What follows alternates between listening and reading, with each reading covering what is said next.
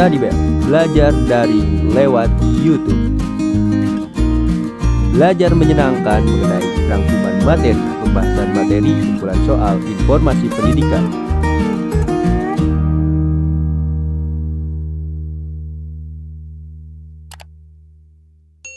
Bab 2. Pengaruh interaksi sosial terhadap kehidupan sosial dan kebangsaan. A. Mobilitas sosial. 1. Pengertian mobilitas sosial. Mobilitas berasal dari bahasa Latin mobilis, yang berarti mudah dipindahkan atau banyak bergerak dari satu tempat ke tempat yang lain. Kata sosial pada istilah tersebut mengandung makna seseorang atau sekelompok warga dalam kelompok sosial. Jadi, mobilitas sosial adalah perpindahan posisi seseorang atau sekelompok orang dari lapisan yang satu ke lapisan yang lain. Seseorang yang mengalami perubahan kedudukan atau status sosial dari suatu lapisan ke lapisan lain, baik menjadi lebih tinggi maupun menjadi lebih rendah dari sebelumnya, atau hanya berpindah peran tanpa mengalami perubahan kedudukan disebut mobilitas sosial.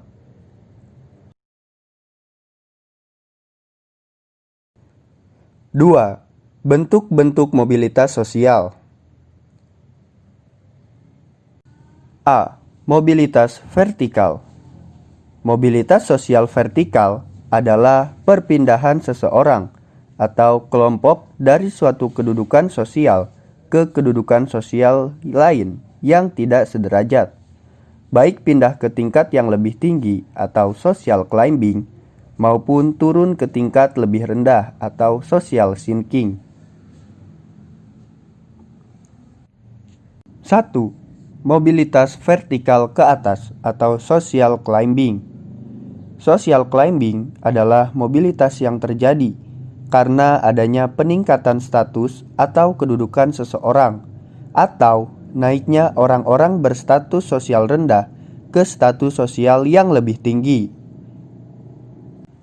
Contohnya, seorang karyawan karena prestasinya dinilai baik, kemudian berhasil menduduki sebagai kepala bagian, manajer. Bahkan, direktur suatu perusahaan merupakan contoh mobilitas sosial vertikal ke atas atau social climbing. 2. Mobilitas vertikal ke bawah atau social sinking. Social sinking merupakan proses penurunan status atau kedudukan seseorang. Proses social sinking seringkali menimbulkan gejolak kejiwaan bagi seseorang karena ada perubahan pada hak dan kewajibannya. Contoh, seorang pegawai diturunkan pangkatnya karena melanggar aturan sehingga ia menjadi pegawai biasa. B. Mobilitas horizontal. Mobilitas horizontal adalah perpindahan status sosial seseorang atau sekelompok orang dalam lapisan sosial yang sama. Mobilitas horizontal merupakan peralihan individu atau objek-objek sosial lainnya dari suatu kelompok sosial ke kelompok sosial lainnya yang sederajat. Pada mobilitas horizontal, tidak terjadi perubahan dalam derajat kedudukan seseorang. Contohnya, Pak Zainuri pindah ke sekolah lain, namun tetap dalam jabatan sebagai kepala sekolah. 3. Faktor-faktor pendorong dan penghambat mobilitas sosial. Faktor yang mendorong dan terjadinya mobilitas sosial. Yang pertama, ada faktor struktural. Struktur masyarakat Indonesia sangat terbuka. Orang yang tidak punya dapat mengalami mobilitas sosial setinggi-tingginya, bahkan menjadi presiden. Kemudian ada faktor individu. Setiap individu memiliki perbedaan dalam hal sikap, pengetahuan, dan keterampilan. Faktor sosial. Setiap perjuangan diawali dari ketidakpuasan. Ketidakpuasan akan status sosial mendorong manusia untuk terus berjuang segigih-gigihnya. Setiap manusia dilahirkan dalam status sosial yang dimiliki oleh orang tuanya.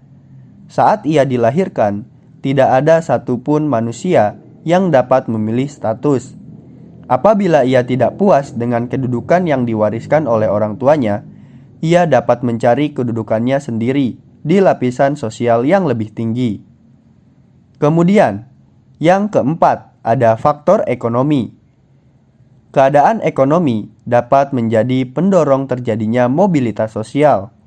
Keadaan ekonomi yang baik memudahkan individu dan kelompok melakukan mobilitas sosial. Dengan kondisi ekonomi yang baik, mereka mudah memperoleh modal, pendidikan, dan kesempatan lainnya. Hal ini tentu berbeda dengan masyarakat yang mengalami kesulitan ekonomi atau bahkan kesulitan memenuhi kebutuhan dasarnya. Pada masyarakat yang mengalami kesulitan memenuhi kebutuhan dasar, prioritas utama adalah pemenuhan kebutuhan primer. Kemudian ada faktor politik. Bangsa Indonesia patut bersyukur karena memiliki stabilitas politik yang baik. Kondisi negara aman dan damai sehingga para pemimpin dapat menjalankan roda pembangunan dengan baik. Semua rakyat berperan aktif dalam pembangunan. Kondisi ini tentu berbeda dengan situasi Indonesia pada tahun 1945 sampai 1950. Pada masa tersebut, situasi politik dalam negeri tidak menentu. Kemudian yang terakhir, ada kemudahan dalam akses pendidikan.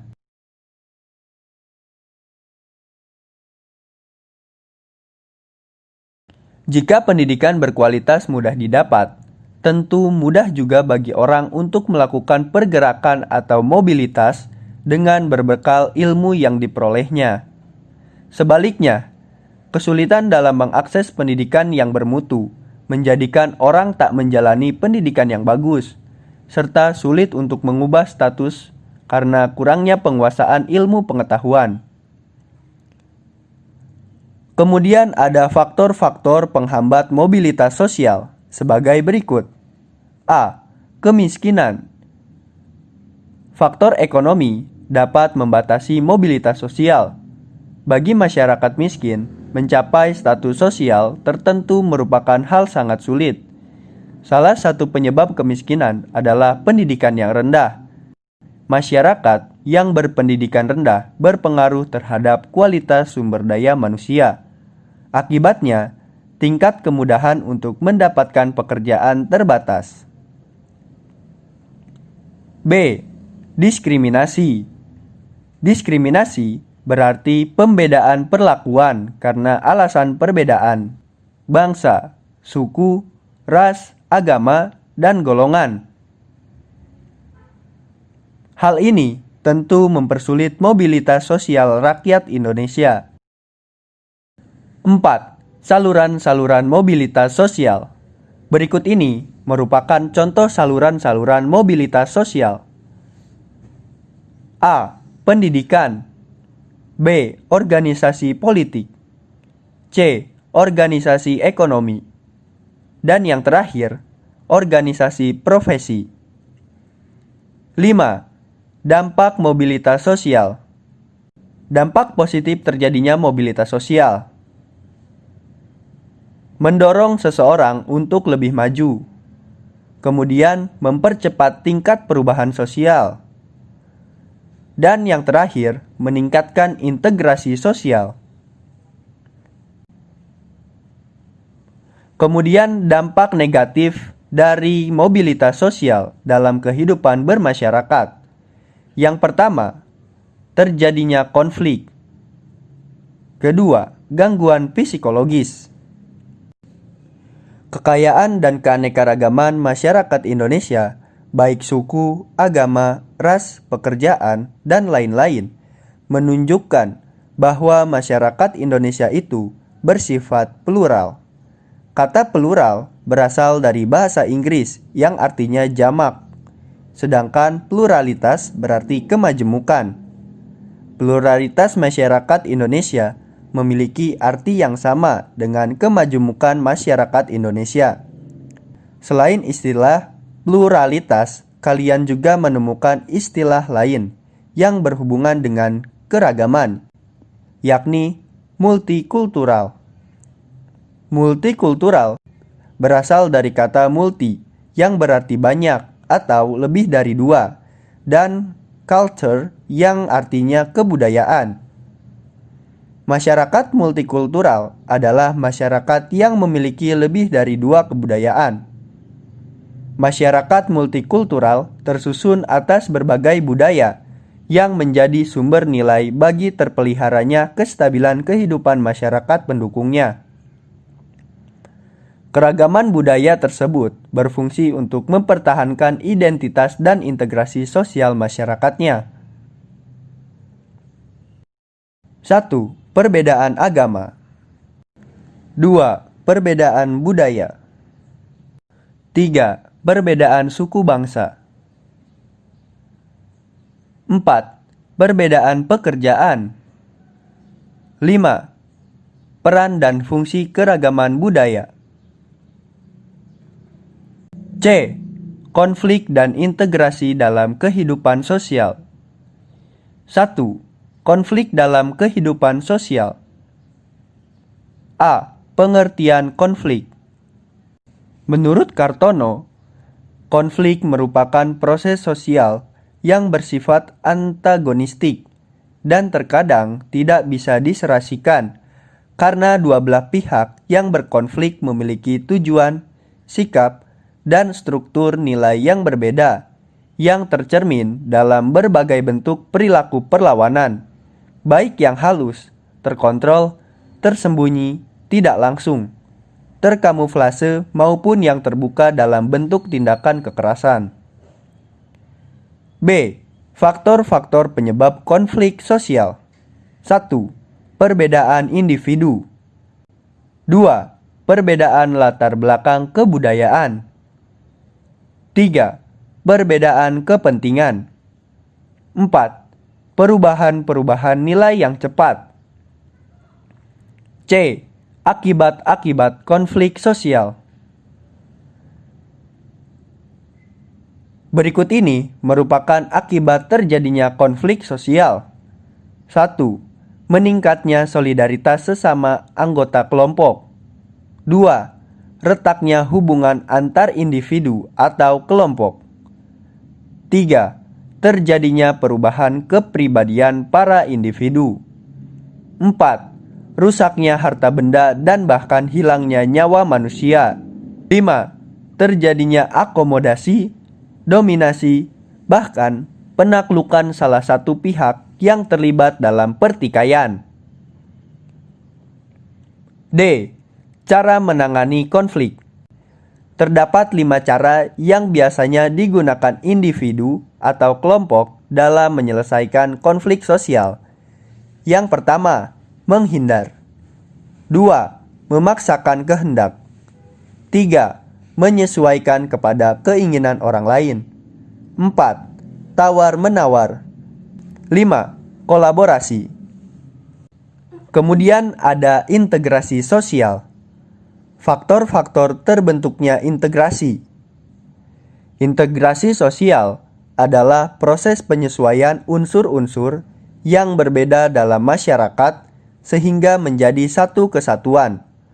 Unsur-unsur yang berbeda tersebut dapat meliputi ras, etnis, agama, bahasa, kebiasaan, sistem nilai, dan lain sebagainya. Terjadinya integrasi sosial yaitu sebagai berikut. 1. Anggota masyarakat merasa bahwa mereka berhasil saling mengisi kebutuhan-kebutuhan mereka. 2. Masyarakat berhasil menciptakan kesepakatan atau konsensus bersama mengenai nilai dan norma. 3. Nilai dan norma sosial itu berlaku cukup lama dan dijalankan secara konsisten. Kemudian ada faktor yang memengaruhi cepat atau lambatnya proses integrasi sosial.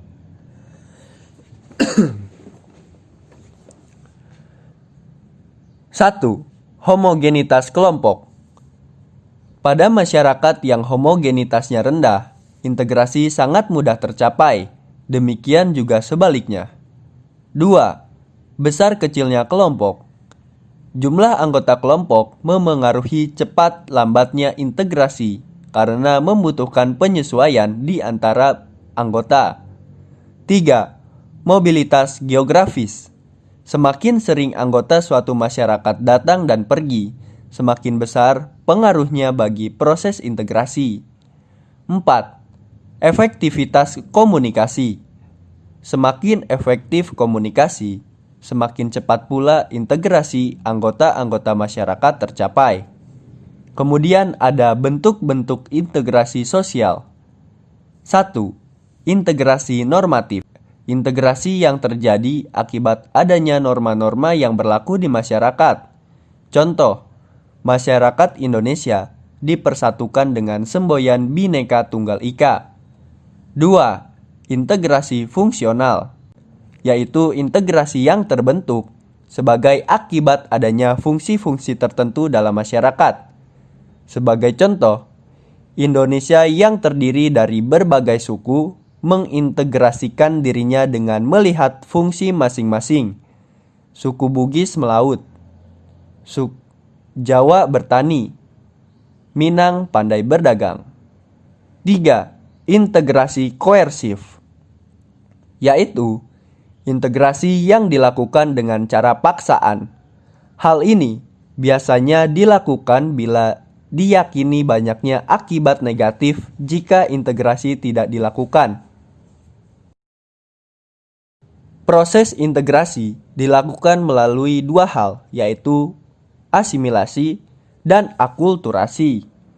Asimilasi yaitu bertemunya dua kebudayaan atau lebih yang saling memengaruhi sehingga memunculkan kebudayaan baru dengan meninggalkan sifat asli tiap-tiap kebudayaan. Kemudian, akulturasi adalah proses sosial yang terjadi bila kelompok sosial dengan kebudayaan tertentu dihadapkan pada kebudayaan asing atau baru, sehingga kebudayaan asing atau baru diserap atau diterima dan diolah dalam kebudayaan sendiri tanpa meninggalkan sifat asli kebudayaan penerima. Yang terakhir, ada faktor-faktor pendorong integrasi sosial. 1. Adanya toleransi terhadap kebudayaan yang berbeda. 2. Kesempatan yang seimbang dalam bidang ekonomi. 3. Adanya sikap positif terhadap kebudayaan lain. 4. Adanya sikap terbuka dari golongan yang berkuasa. 5. Adanya kesamaan dalam unsur-unsur kebudayaan. 6. Adanya perkawinan campur atau amalgamasi. 7. Adanya musuh bersama dari luar.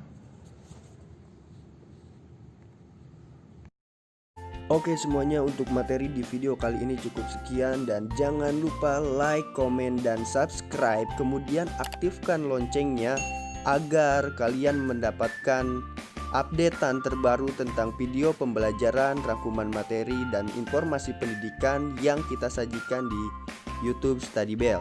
Karena like, komen, dan subscribe dari kalian akan mendukung channel ini semakin berkembang, dan saya akan semangat lagi membuat video-video mengenai pendidikan.